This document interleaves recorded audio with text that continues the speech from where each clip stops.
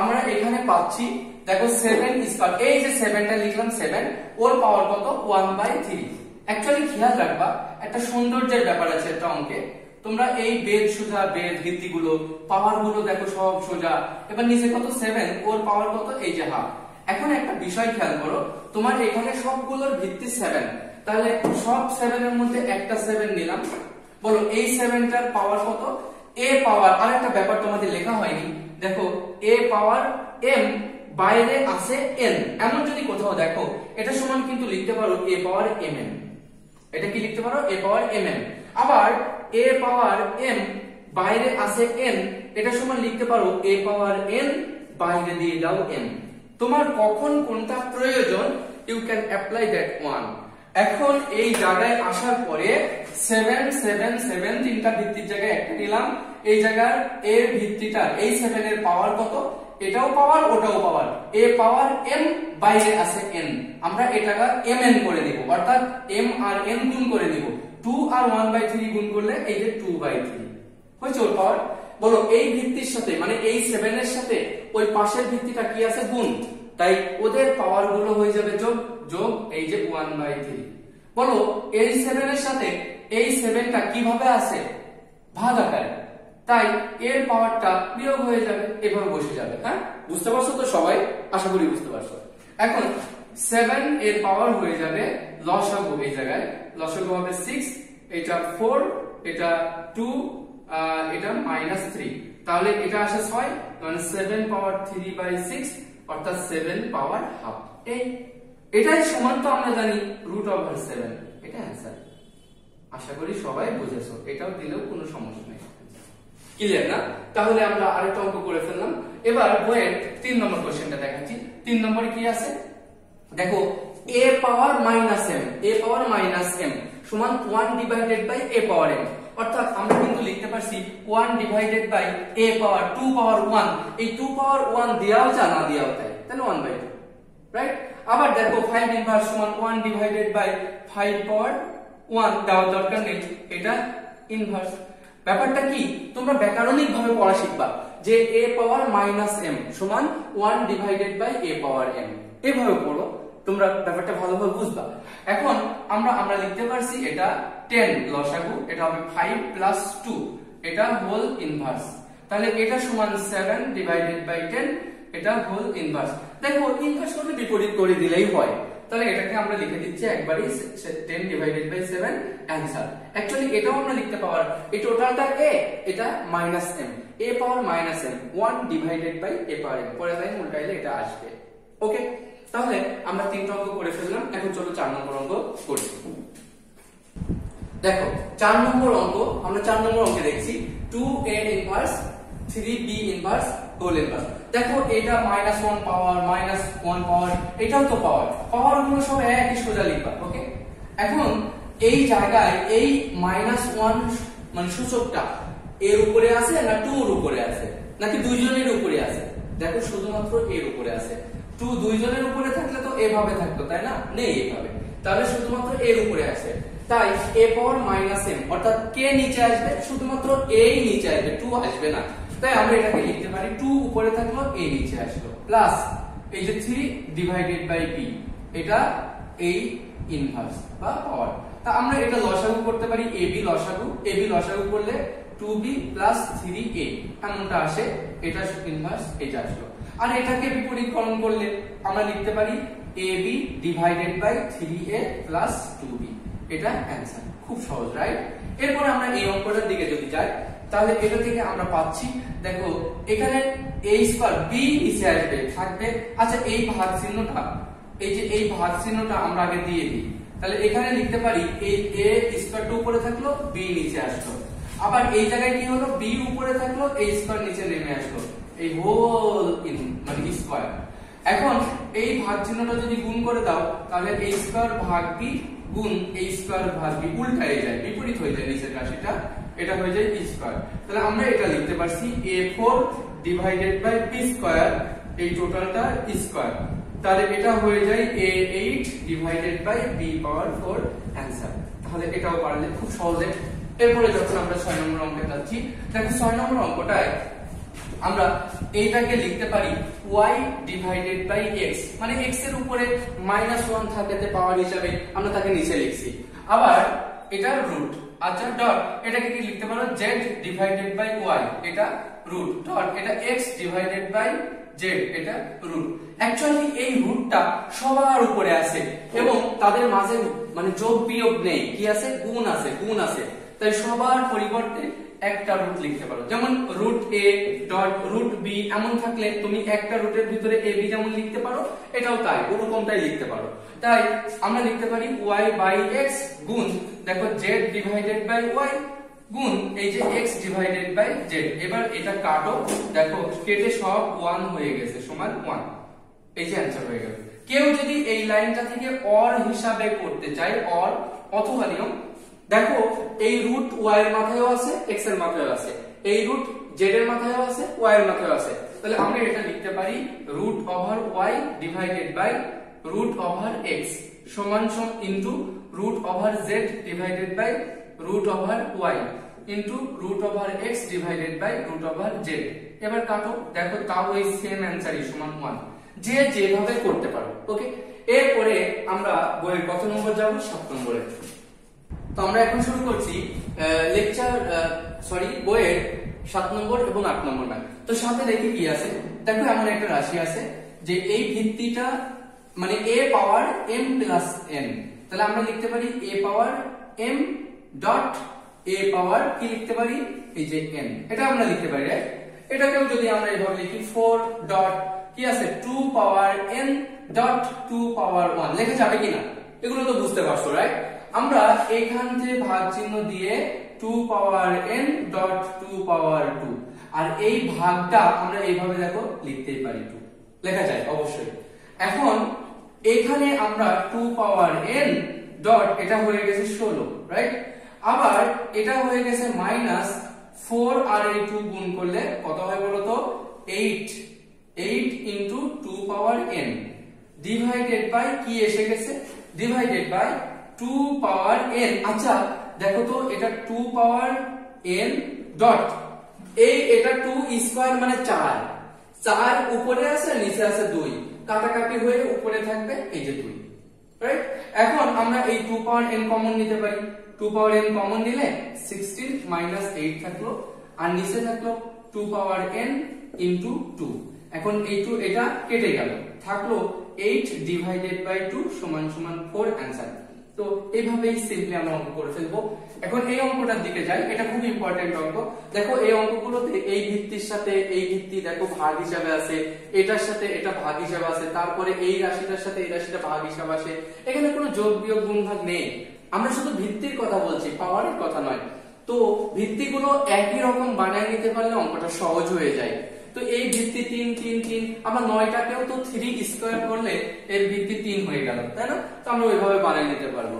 দেখো এই অঙ্কটায় সব জায়গায় 3 3 3 9 এমন আছে, চলো অঙ্কটা এইভাবে করি 3 পাওয়ার m প্লাস 1, আর এই জায়গায় লিখতে পারি 3 পাওয়ার দেখো a পাওয়ার m বাইরে আছে n, তাহলে এটা আমরা mn করে নিব গুণ করে, mn করে নিলে কি হবে এই যে m স্কয়ার মাইনাস m এমনটা দাঁড়াবে, ভাগ চিহ্ন এখানে থাকলো, এটা লিখতে পারো 3 স্কয়ার আর বাইরে এই পাওয়ারের সুদায় আরো পাওয়ার রয়ে গেছে m প্লাস 1, নিচে 3 পাওয়ার m মাইনাস 1 আর এখানে হলো m প্লাস 1 এমনটা আসবে। তাহলে এই ক্ষেত্রে আমরা লিখতে পারছি এই দুই ভিত্তির মধ্যে 3 আর 3 এর মধ্যে একটা ভিত্তি কমন গেল, তাহলে উপরেরটা হলো m প্লাস 1, নিচের এই 3 এর ভিত্তিটা ভাগ হিসাবে থাকায় ওর পাওয়ার গুলো বিয়োগ হয়ে যাবে, এবং বিয়োগ হলে লেখা যাবে মাইনাস m স্কয়ার, প্লাসটা মাইনাস হয়ে গেল মাইনাসটা প্লাস হয়ে গেল m, এই ভাগ চিহ্ন এখানে। এবার বলো এই 3 এর পাওয়ার অ্যাকচুয়ালি কত, ওই 3 এর পাওয়ার 2m প্লাস 2, এই যে গুণ করে দিয়ে, এবং এই নিচের এই 3 এর পাওয়ার, আচ্ছা আমরা এখানেই তো কাজটা করে ফেলতে পারতাম এক লাইন এক্সট্রা না করে, এটা mn করে নিলে কি এসে যেত বলো তো যে 3 এর পাওয়ার a plus b into a minus b, অর্থাৎ m স্কয়ার মাইনাস 1 আসতো, এবং এটা উপরে গেলে মাইনাস m স্কয়ার প্লাস 1 এমনটা হতো, রাইট? এখন আমরা এই দুই ভিত্তির মধ্যে আবার একটা ভিত্তি কমন নিচ্ছি 3, কমন নিলে দাঁড়াবে কত এটা আর এটা, এর পাওয়ার কত m আর n যোগ করলে কিন্তু 2m, plus 1 minus m square. এখন ওর পাওয়ার গুলো ভাগের কারণে বিয়োগ হয়ে যাবে, বিয়োগ 2m বিয়োগ 2 প্লাস m স্কয়ার মাইনাস 1 এমনটা দাঁড়াবে। তো এখানে কাটাকাটি করলে m স্কয়ার 1 1 কাটলে দেখো সবই কাটবা না, ডাইরেক্ট লিখে দিবা 3 পাওয়ার মাইনাস 2 সমান a power minus m। a power minus m সমান 1 divided by a power m, এই যে, আর এটা সমানই 1/9, এটা অ্যানসার। তো এই কোশ্চেনটা অ্যাকচুয়ালি পরীক্ষায়, বোর্ড পরীক্ষার জন্য খুব ইম্পর্টেন্ট। এক্ষেত্রে দিয়েছে 3 3 3 9, অঙ্ক দিতে পারে 5 5 5 25 দিতে পারে না, এবং 5 5 5 25 অলরেডি আছে, আবার দিতে পারে 9 9 9 81, 7 7 7 49। আর যেহেতু যদি 3 আছে তাই উত্তর এসেছে 1/3 স্কয়ার, যদি 5 থাকতো তাহলে উত্তর আসতো 1/5 স্কয়ার। বুঝতে পারছো? যদি এখানে 7 7 7 49 থাকতো উত্তর আসতো 1/49 মানে 7 স্কয়ার। ক্লিয়ার? তাই এই ধরনের অঙ্কগুলো এমসিকিউ আকারে দিলেও পারতে হবে। তাহলে আমরা এখন করব কত, 9 নম্বর কোশ্চেন শুরু করতে যাচ্ছি। 9 নম্বর, তো 9 নম্বর লেফট হ্যান্ড সাইডের এই অংশটা আছে, আমাদের রাইট হ্যান্ড সাইডে প্রমাণ করতে হবে 2 পাওয়ার n প্লাস 1। তো এখন এই বেসটা 2, আমরা 4টাকে 2 আনতে পারি, কিন্তু তাহলে 2 আনতে হলে 4 কে 2 স্কয়ার করে দিব। তাহলে আমরা কি লিখতে পারি না এখানে 2 স্কয়ার, এটা 4, আর এই 2 একটা পাওয়ার আর একটা n পাওয়ার আছে, তাই 2 এর পাশে বাইরে বসলো n, এই যে বাইরে বসলো n। ওকে, এই যে এই মাইনাস চিহ্ন কিন্তু ভিত্তি সোজা, এই যে minus minus 1 a divided by 2 power n minus 1। এখন ব্যাপার হলো আমার নিচে 2 পাওয়ার n আছে, তাই আমাদের এই রাশিটা 2 পাওয়ার n বানাতে হবে। n আছে কোথায়? n কিন্তু ব্র্যাকেটের বাইরে আছে, সে এরকম হয়ে আছে a পাওয়ার m, বাইরে আছে n, আমরা a পাওয়ার n বাইরে m করে দিব। তাহলে ওই বাইরের n টা ভিতরে আনবো, 2টাকে বাইরে লিখবো ওই নিয়ম অনুসারে। তাহলে আমরা লিখতে পারছি 2 পাওয়ার n বাইরে চলে গেল স্কয়ার। দেখো এই টোটালটা যদি a ধরো a স্কয়ার মাইনাস এই 1টাকে স্কয়ার বানাই নাও b square, square minus b square করে নিলাম, আর নিচে হলো 2 পাওয়ার n মাইনাস 1। এটা আমরা কি জানি, স্কয়ার মাইনাস b স্কয়ার সমান a plus b into a minus b, আর নিচে অলরেডি আছে a মাইনাস b, এমন রাশি কেটে যায়, সমান সমান 2 পাওয়ার n প্লাস 1 সমান রাইট হ্যান্ড সাইড, এটাই হচ্ছে রাইট হ্যান্ড সাইড। তো এইভাবে আমরা এই অঙ্কটা কিন্তু করে ফেলতে পারি। যেহেতু আমরা এই 10 নম্বর অঙ্কের দিকে যাচ্ছি, এই 10 নম্বর অঙ্কটা এক ধরনের সরল অঙ্ক, এবং এই সরল অঙ্কটা বেশ ইম্পর্টেন্ট, পরীক্ষায় খুব দিয়ে থাকে। তাই এই ধরনের অঙ্ক পেলে তোমরা ভিত্তির দিকে একটু নজর দিবা। ভিত্তি অ্যাকচুয়ালি এইগুলোকে রাখবা 2 3 5 7, মানে এই সমস্ত ভিত্তি 11 মৌলিক, যেগুলো মৌলিক রাশি এগুলো ওদেরকে ভিত্তি হিসাবে রাখবা। তো দেখো তো ভিত্তি 2 আছে, তাই এই রাশিটা ভাঙার দরকার নেই। 3 আছে, এটাকে কাজ করার দরকার নেই। 5 আছে, কাজ করার দরকার নেই। এই যে 6, ওটাকে আমরা ভেঙে 2 বানাবো, 3 9 এদের মধ্যে বানাবো। তাহলে আমরা 6 কে কিন্তু 3 গুণ 2 দিয়ে করে দিতে পারি। আবার এই 6 কে 3 গুণ 3, এটাকে 5 গুণ 2, এটা 5 গুণ 3, এভাবে ভাঙতে পারি। তো আমরা যদি এভাবে ভাঙি দেখি কি আসে, এটা হয়ে যাবে 2 পাওয়ার 2p প্লাস 1 ডট 3 পাওয়ার 2p প্লাস q, আচ্ছা ডট 5 পাওয়ার p প্লাস q, ওকে ডট 3 গুণ 2 পাওয়ার এই যে p, আর নিচে কি আসলো, নিচেও এরকম হবে 3 পাওয়ার p মাইনাস 2, 6 মানে 3 গুণ 2 এর পাওয়ার হচ্ছে 2p প্লাস 2, আচ্ছা ডট এই যে 5 গুণ 2 এর পাওয়ার কত p, ডট এই যে 5 গুণ 3 এর পাওয়ার হলো p, এই যে সরি এর পাওয়ার হলো q, এইভাবে এসে গেল।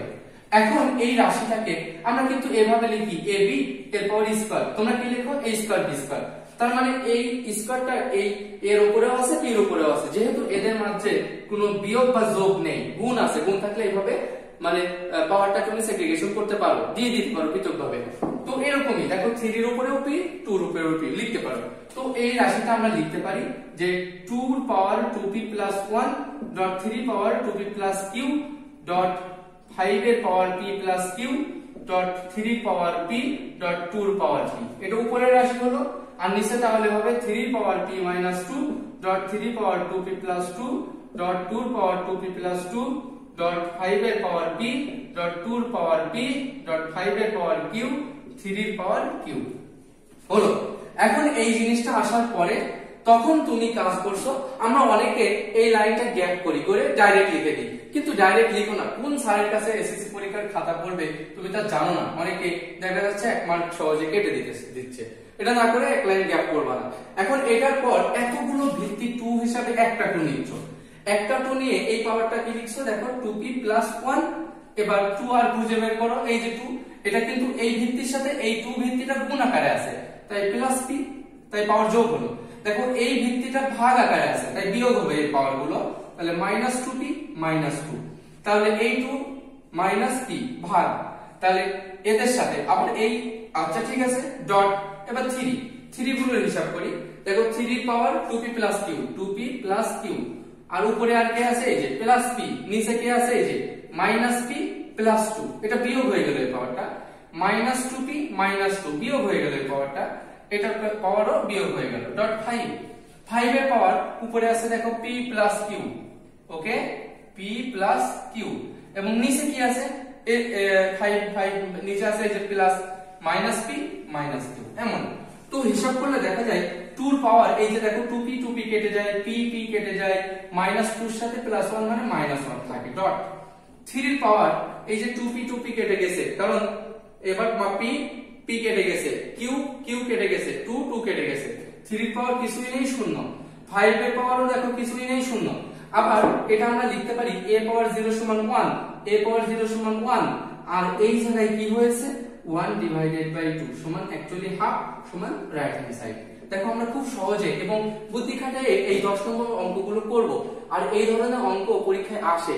তাই যদি কেউ ওই 6 পাওয়ার p না থেকে যদি এমন থাকতো যে 80 পাওয়ার 80 পাওয়ার 81 পাওয়ার p, তোমরা কি করতে 3 পাওয়ার 4 এই বাইরে দিতে p, পরের লাইনে 3 পাওয়ার 4p, এভাবে ভাঙতে 81 কে। যদি 80 থাকতো তাহলে কিভাবে ভাঙতে, এই মৌলিক সংখ্যাগুলোতে কিভাবে আনতে, 5 আর 16 গুণ করলে তো 80 হয়, তো 16 কে এইভাবে লিখতে 5 গুণ 2 পাওয়ার 4 mn 16। এইভাবে তোমরা এটা p থাকলে এইভাবে p দিতে, এভাবে ভাঙতে। তাহলে এই ভাঙার নিয়মগুলো দেখো। 45 থাকলে কিভাবে ভাঙতে 3 আর 9, সরি 5 আর 9 45, 5 গুণ 9, 9 মানে এই যে 3 স্কয়ার দিতে, তাই না। ভিত্তিগুলোকে 2 3 5 এদের মধ্যে বানাইতে, এদের মধ্যে রাখতে। 24 যদি থাকতো কি করতে 3 আর 8 কে লিখতে 2 এর উপর কিউ, এই যে এইভাবে তুমি ভিত্তিগুলোকে ভাঙতে। ওকে, তাহলে আমরা 10 নম্বর অঙ্ক বুঝেছি এবং এইভাবে অঙ্কগুলো প্র্যাকটিস করব। যেটা না বুঝতে পারবে অবশ্যই গ্রুপে লিখে দিতে হবে তোমাদেরকে।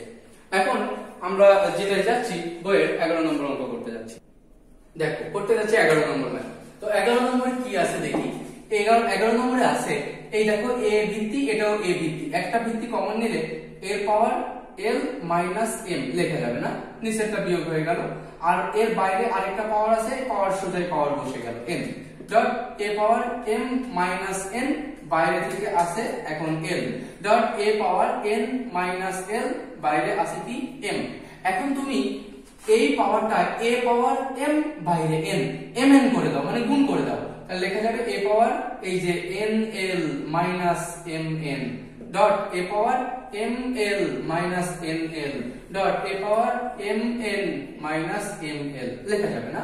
এখন এতগুলো ভিত্তির মধ্যে একটা ভিত্তি যদি আমরা কমন নিই তাহলে লেখা যাবে nl মাইনাস mn, আবার এর ভিত্তি যোগ হয়ে যাবে, যোগ ml মাইনাস nl যোগ mn মাইনাস ml, এমন হবে।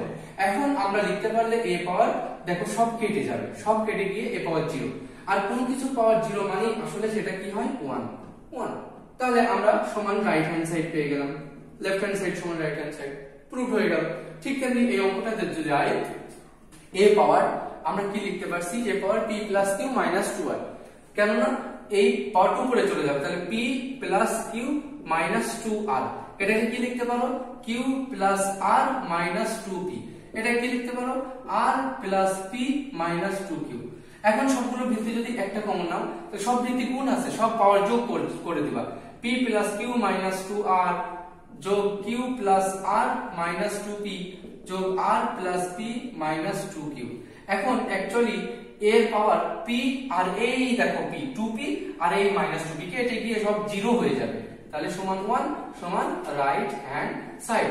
সো আমরা খুব সহজে কিন্তু এই 11 এবং 12 নম্বর ম্যাথ করে ফেললাম। এখন আমরা চলে যাব 13 নম্বর ম্যাথের দিকে। 13 নম্বর অঙ্ক, 13 নম্বর ম্যাথটা দেখো এটা আছে, তো এটা সমান আমাদের কাজ করতে হবে। তাহলে এই x এর মধ্যে কমন নিলে x power a minus b হবে, আর ভিত্তির ওই উপরেরটার আরেকটা পাওয়ার আছে ab, এখানে x পাওয়ার b মাইনাস c, আর এখানে আরেকটা পাওয়ার আছে 1/bc, এখানে x power c minus a, আর একটা আছে 1/ca। এখন যদি তুমি এখানে কাজ করো, দেখো কি লিখতে পারো, এখানে লিখতে পারো যে x পাওয়ার এটা m বাইরে আছে mn করে দিলে a minus b divided by ab এমন হলো পাওয়ারটা, এই b minus c divided by bc এই পাওয়ারটা এমন হলো, c minus a divided by ca এটা এমন হলো। এখন সবগুলো পাওয়ার যদি যোগ করে দাও তাহলে a minus b by ab যোগ b minus c by bc যোগ c minus a by ca এমনটা আসলো। এখন আমরা যদি x power a b c এই তিনটা লসাগু করি, কারণ পাওয়ারটা এই x এর পাওয়ারটা সব বিশ্রী হয়ে আছে, আমরা একটা করে ফেলতে পারি, এটা লব্ধি পাওয়ার আনতে পারি, তো এটা লব্ধি করলে a b c লসাগু, তাহলে a b কেটে দিলে c থাকে, তাহলে ac মাইনাস bc, এটা হলে এই a থাকে ab মাইনাস ac, আর এটা কি থাকে b থাকে bc মাইনাস ab। এখন দেখো ab ab কেটে যায়, bc bc কেটে যায়, ac ac কেটে যায়, তাহলে x পাওয়ার উপরে থাকে 0 ডিভাইডেড বাই abc। এই 0 কে মানে 0 উপরে থাকলে আর নিচে ভাগফল কত হয়, এইটা 0ই হয়, তাহলে x পাওয়ার 0 আর কোনো কিছু পাওয়ার 0 মানে 1 সমান রাইট হ্যান্ড সাইড। এভাবে আমরা করব। এখন এই অঙ্কটাও দেখো এভাবেই হবে, আমরা এটাকে লিখতে পারি x power a minus b আর বাইরে আছে a প্লাস b, আর এখানে x পাওয়ার b মাইনাস c আর বাইরে আছে b প্লাস c, আর এখানে x power c minus a বাইরে আছে c প্লাস a। এখন যদি গুণ করে দাও, এটার সাথে এটা গুণ করলে a square minus b square হয়ে গেছে, ফর্মুলা পড়ে গেছে, তাহলে x power a square minus b square dot x power b square minus c square dot x power c square minus a square. এখন যদি আমরা x কমন নিই তাহলে a square minus b square plus b square minus c square plus c square minus a square, তাহলে x এর পাওয়ার actually মোটামুটি 0 সমান 1 সমান রাইট হ্যান্ড সাইড। দেখো অনুরূপভাবে আমরা 14 নম্বর করে ফেললাম, এখন আমরা 15 নম্বর করব। হ্যাঁ, এখন আমরা এই 14 নম্বর পর্যন্ত লেকচার 1 এ করছি, আমরা এর পর থেকে শুরু করব লেকচার 2 তে এই অধ্যায়ের বাকি অঙ্কগুলো।